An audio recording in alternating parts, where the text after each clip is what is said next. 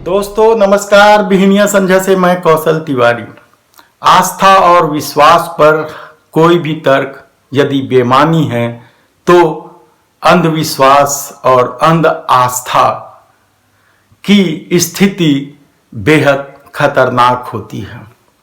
जो लोग ये सोच रहे हैं कि त्योहार परिवार के साथ बाल बच्चों के साथ मनाए जाते हैं और मोदी जी हर साल दिवाली यदि सैनिकों के साथ मना रहे हैं तो यकीन मानिए सैनिकों का उत्साह इससे बढ़ ही रहा है।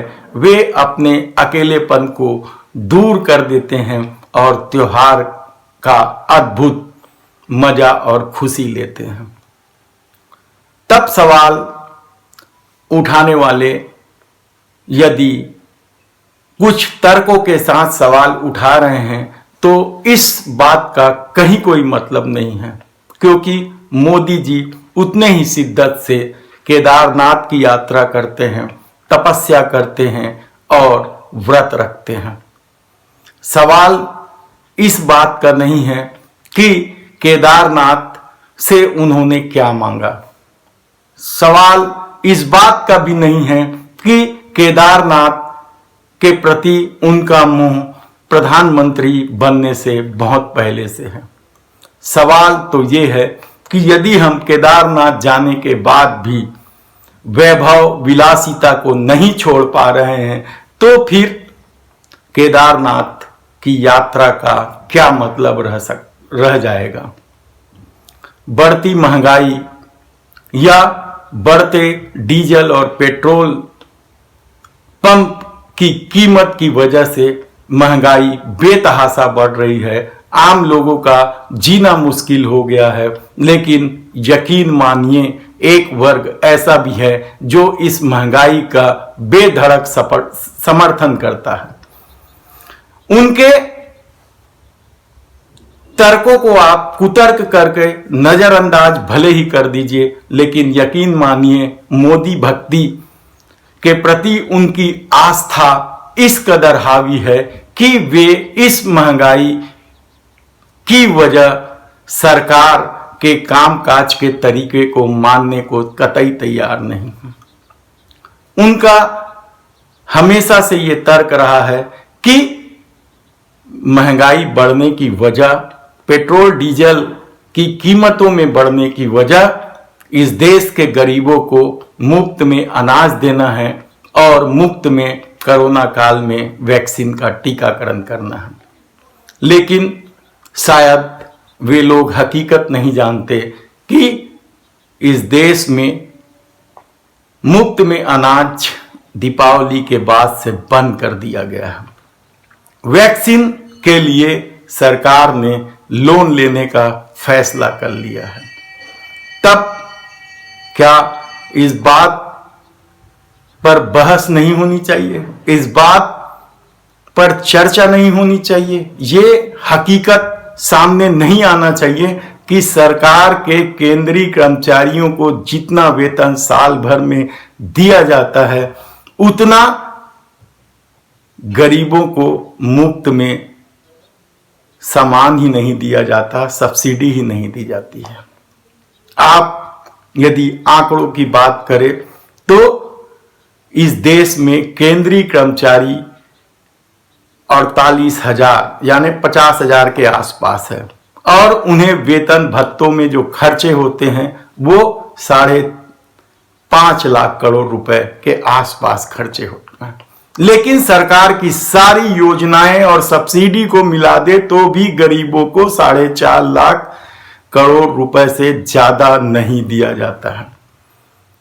तब सवाल यह है कि सत्ता अपनी रहीसी बरकरार करने के लिए खून चूसने वाला टैक्स ले रहा है, यकीनन, क्योंकि उन्हें सेंट्रल विस्टा चाहिए, उन्हें भव्य प्रधानमंत्री आवास चाहिए, उन्हें अमेरिका के बाद नंबर 2 का वह 8,500 करोड़ का विमान चाहिए ताकि उसकी वैभव, उसका भव्यता बना रह सके।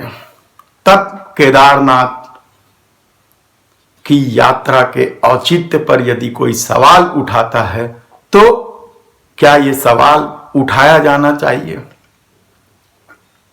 निसंदेह ये सवाल उठाए जाने चाहिए, क्योंकि इस देश की परिस्थिति, इस देश की स्थिति, इस देश का माहौल वर्तमान परिवेश में ऐसा नहीं है कि सत्ता अपनी रहीसी के लिए अनाप शनाप खर्चा करे। कोरोना के नरसंहार को कोई कैसे भूल सकता है? टुकड़ों में बिकते हिंदुस्तान को कोई कैसे भूल सकता है? और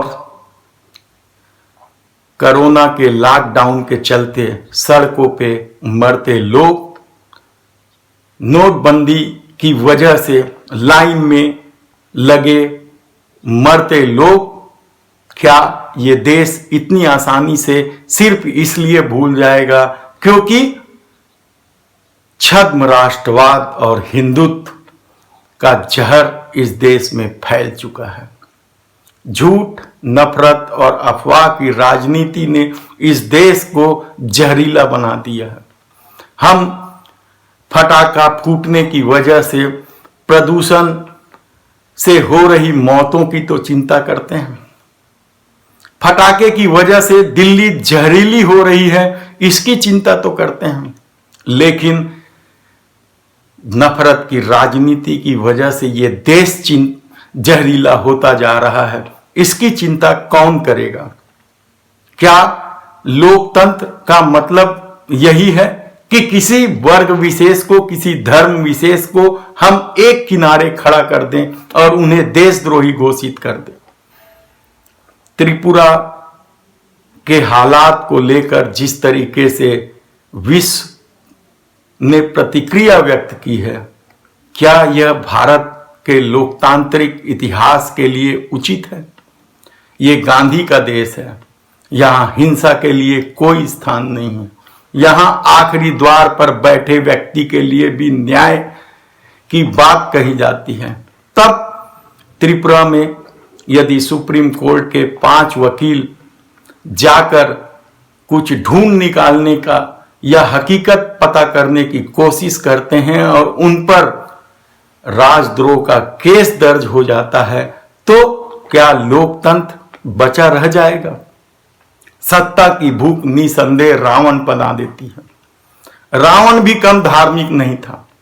इसे आप केदारनाथ यात्रा से बिल्कुल न जोड़िएगा, क्योंकि रावण शिव भक्त थे, बेहद धार्मिक प्रवृत्ति के थे, यज्ञ अनुष्ठान सब करते थे, लेकिन उनकी दुष्टता की कोई सीमा नहीं थी। वे इतने दुष्ट थे कि विरोधियों की हत्या करने से भी परहेज नहीं करते थे। वे इतने दुष्ट थे कि साधुओं से भी उनके खून टैक्स के रूप में वसूल लिया करते थे। पूरा दंडकारण्य और जन देश रावण की राक्षसी आतंक से पीड़ित था। तब राम आकर हमें बचा लिए और लंका विजय के बाद उनकी वापसी अयोध्या पर ही हम दीपावली मनाते हैं। दूसरे दिन अन्नकूट मनाते हैं और फिर भाई दूज। ये त्योहारों की परंपरा हमारी आस्था है, लेकिन इस आस्था का यदि प्रदर्शन हो तो यह आडंबर हो जाता है। आस्था अपनी जगह है और आडंबर हमेशा ही घातक साबित होता है। महंगाई को लेकर जिस तरीके से उपचुनाव में भाजपा की पराजय हुई और उसके बाद पेट्रोल और डीजल के दाम कम किए गए, उसके बाद कांग्रेस शासित राज्यों पर भाजपा ने हमला बोल दिया है कि वह भी वेट कम करे।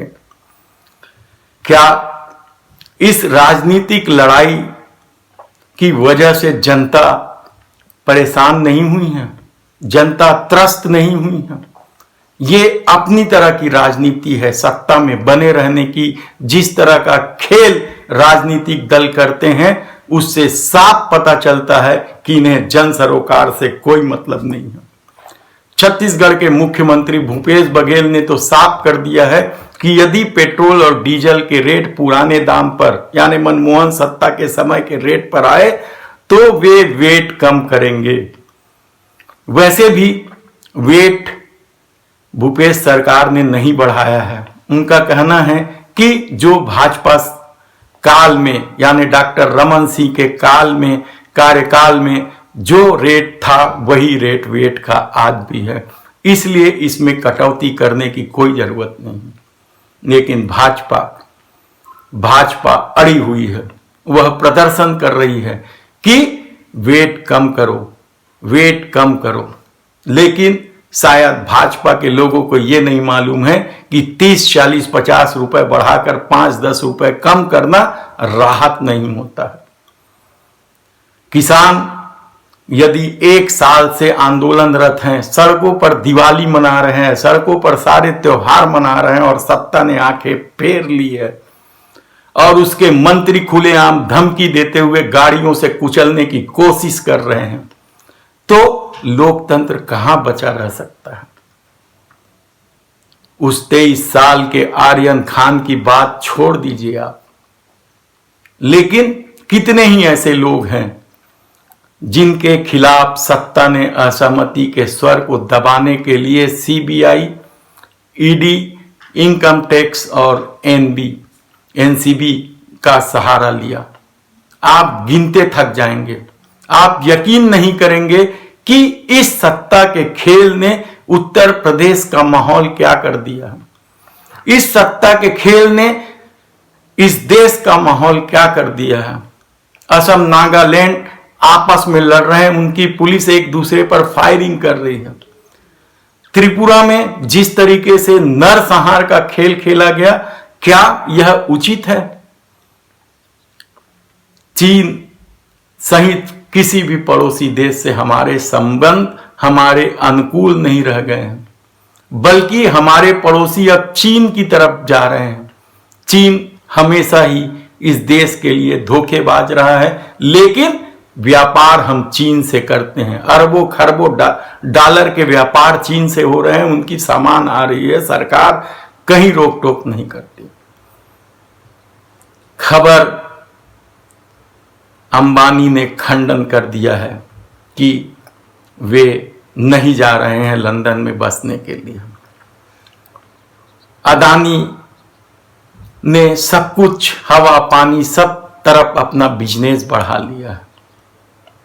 निजीकरण के समर्थक जो लोग हैं, वे यदि पेट्रोल और डीजल की बढ़ती कीमतों के बाद सरकार की बात पर चुप हैं, तो यकीन मानिए कि आने वाले दिनों में निजीकरण का दुष्परिणाम पेट्रोल और डीजल से भी भयावह होने वाला है। सरकार खुलेआम कहती है कि पेट्रोल और डीजल की बढ़ती कीमतों पर हमारा कोई भी वश नहीं है, हम कुछ नहीं कर सकते, हम असमर्थ हैं। ये कैसी सत्ता है? यही बात मनमोहन सिंह भी कह रहे थे। ये कैसी सत्ता है? क्या निजीकरण का ये दुष्परिणाम है कि हमने पेट्रोल और डीजल जैसे जरूरी आवश्यक सेवा में उपयोग आने वाले पेट्रोल और डीजल को हमने निजी हाथों पर सौंप दिया है और वे अपने ढंग से उसकी कीमतें बढ़ाते रहे हैं। सरकार को केवल टैक्स से मतलब है। यदि पेट्रोल और डीजल की कीमत बढ़ेगी तो महंगाई बढ़ेगी, और महंगाई बढ़ेगी तो आवश्यक वस्तुओं को खरीदना दुभर हो जाएगा, और आवश्यक वस्तुओं की कीमत बढ़ेगी तो जीएसटी में भी इजाफा होगा। यानी सरकार को हर तरफ कमाई चाहिए, क्योंकि सेंट्रल विस्टा चाहिए, भव्य प्रधानमंत्री जैसा महल चाहिए, 8,500 करोड़ के विमान में घूमने का मौका चाहिए। तब आम आदमी क्या करे? आप फिर देख लीजिएगा, ये 5 और 10 रुपए जो कम किए गए हैं वो महीने 2 महीने में फिर पार कर जाएगा। तब सरकार क्या करेगी?